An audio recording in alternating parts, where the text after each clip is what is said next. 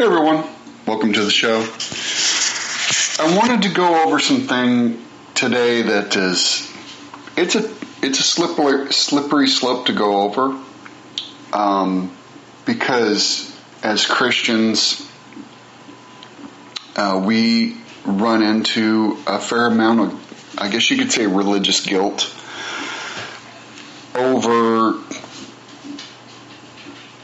just not, like if you decide to create space or you decide that something's not good for you, or if you decide that that something is causing issues with your faith, or just with your personal peace, or with your relationship with God. Now, the hard part about this is this is a big topic because it includes family, and it's unfortunate, but in today's day and age, and I do believe that we are in the end times because of this one thing, and that is that the heart. We have a lot of people whose hearts have grown cold. We have a lot of people who act religious but are not religious in their hearts.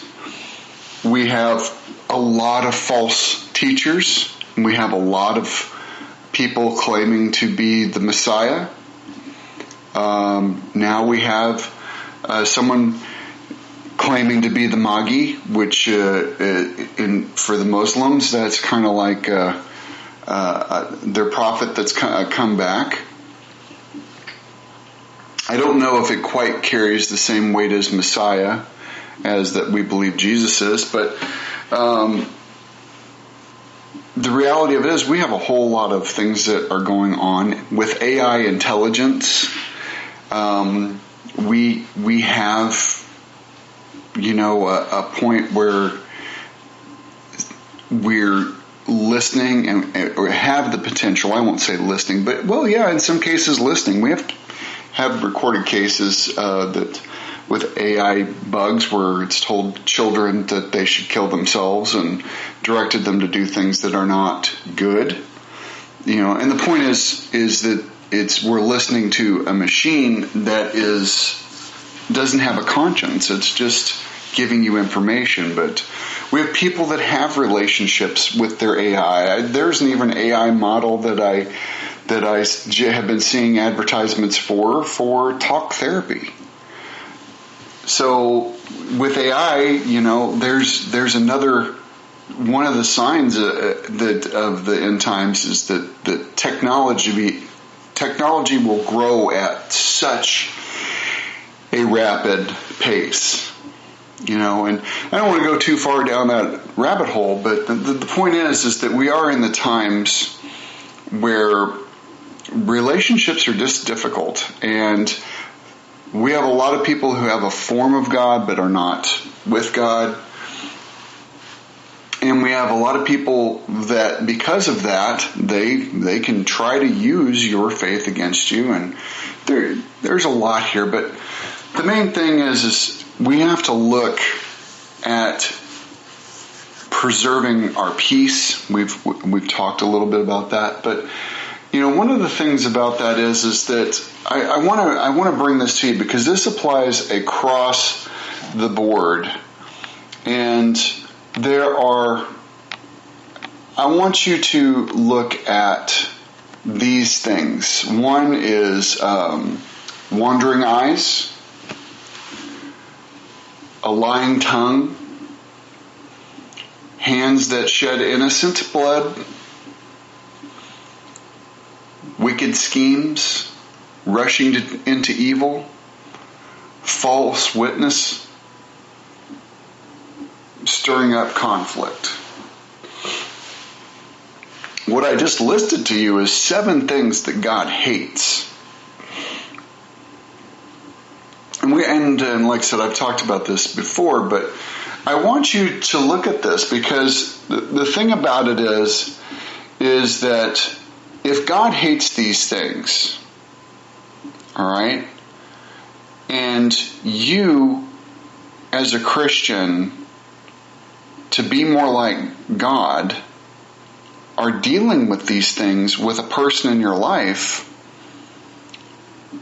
Why is it bad for you to want to separate from that? So I mean, that's something that you really have to pay attention to, and sometimes it creeps in. You know, one of the worst ones that I hate is gossip. And the reason why is it is a silent assassin. You know, someone comes into your life, someone comes into your church, someone comes into your friend circle, and they just like to gossip. And it starts out with benign things like somebody who's not a part of the group, somebody you don't even know. But then, all of a sudden, it starts to be about the people in the group or the people in your church, the people in your family. You know, you have to be very careful with these folks. And then also those people that are in your friend circle, your family, your church, you know, that like to stir up conflict. Some people just love to kick something off and see everything unravel. They get a high on it. Some people are just addicted to this. It gives them a high, or it makes them feel better than everybody else. You know, and the thing about these things is that they tie together with false witness, because sometimes people just tell you things from their perspective, and let's get straight to it. Most people don't like to look bad, so they will probably omit the things that they about themselves in that situation to make themselves look better. So they won't say anything about it. So then that comes to another one called with a lying tongue. You know, we have to be so careful with this. And the thing is, we have to not feel bad if we have to separate from this. You know, I deal with it. I have a family member that I can't be around. Family members, just because of this, it stirs up anger. And it stirs up, like me personally, one of the things that I personally deal with is I'm an overthinker. And I have to be very careful with that. I'll start to spin. And the thing about it is, if I'm doing that, or I'm in a situation with a person that brings those things up, even at work, you know, think about your work life. You need to stay away from these people or minimize your interaction with stuff like this, because it affects your work life, and then that can affect your home life. You know, if you think about work, you generally spend more time at work than you do with your loved ones. You know, 8 hours a day you're with a team at work. You don't have to straight up, you know, tell them, but you should really distance yourself from the conversations. It's as easy as you know, when sometimes like that, just don't be a part of it. Maybe think of an excuse to go away, or just, you know, like be silent. Don't contribute. Because the one thing about all of these personality types is that it's only to make them look better, or make them be a victim, or the one who's being praised, or the right one, or the well-liked one. You know, if you starve these things out, that doesn't allow them to maximize. It keeps it small. But some people, I even had a brother-in-law that, man, not a bad dude, but just, you never could totally depend on what was being said, if it was truthful or not. Some truths came out, but a lot of this, and a lot of times it was just to be boastful or to make themselves feel better. I've had friends like that, family members, of my own bloodline. This is not an uncommon thing to run into, but it's there. And you, as Christians, the Bible calls us to be set apart. The Bible calls us, it says that we should be the salt of the earth, which means we add spice to the world, but not to spice it up, but to spice through truth, opening people's eyes, telling people about the gospel.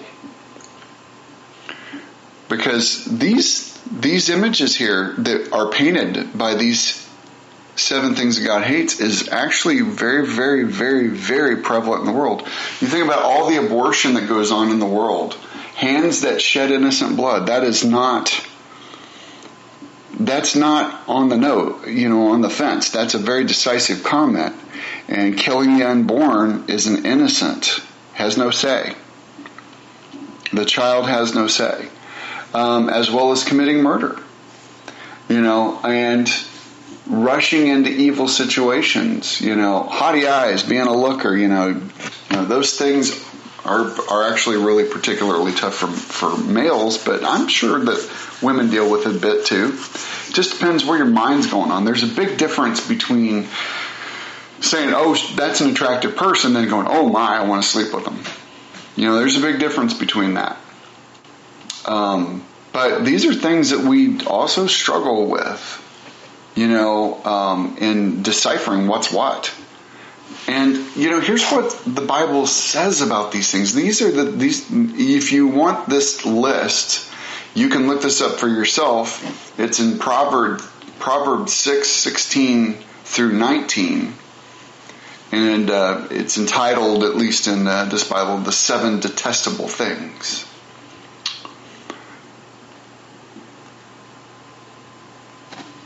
I should say it's the 6 things the Lord hates, 7 that are detestable to him, But anyway,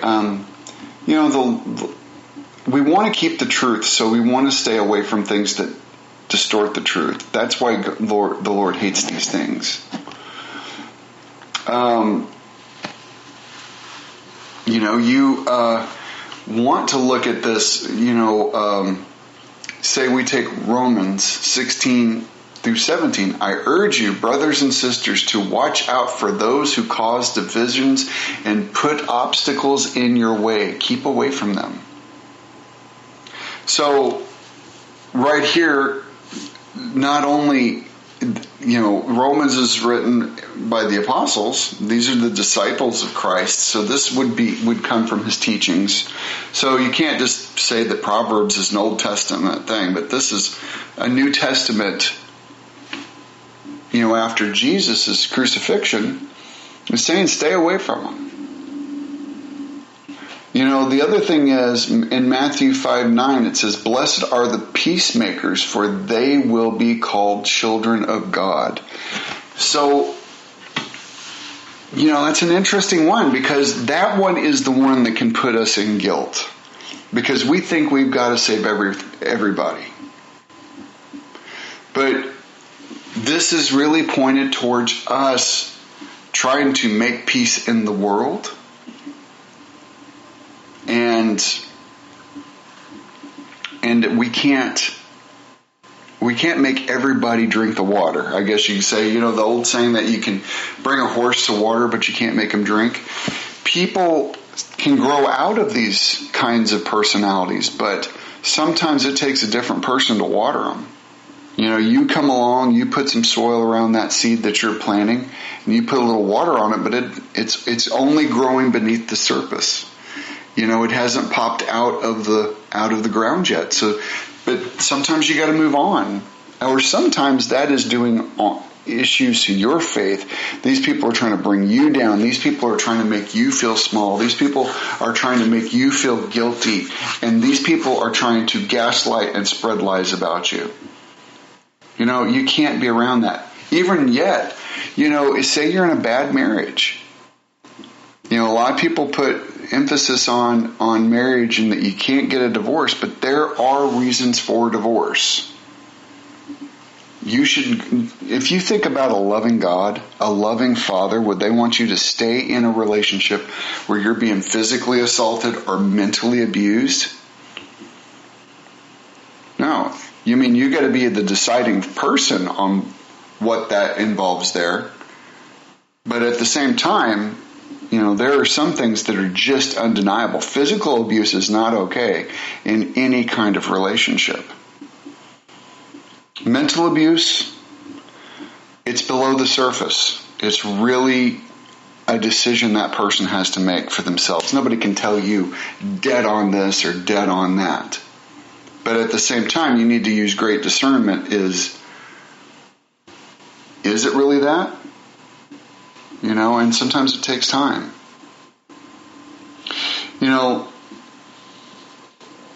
We have to, in Titus, it also warns us. Titus, so Romans 6:16, 17, that was Matthew 5:9, verse 5, chapter 5, verse 9. Titus 3:10 through 11, warn a divisive person once, and then warn them a second time. After that, have nothing to do with them. So there's even something. It's like 3 strikes and you're out.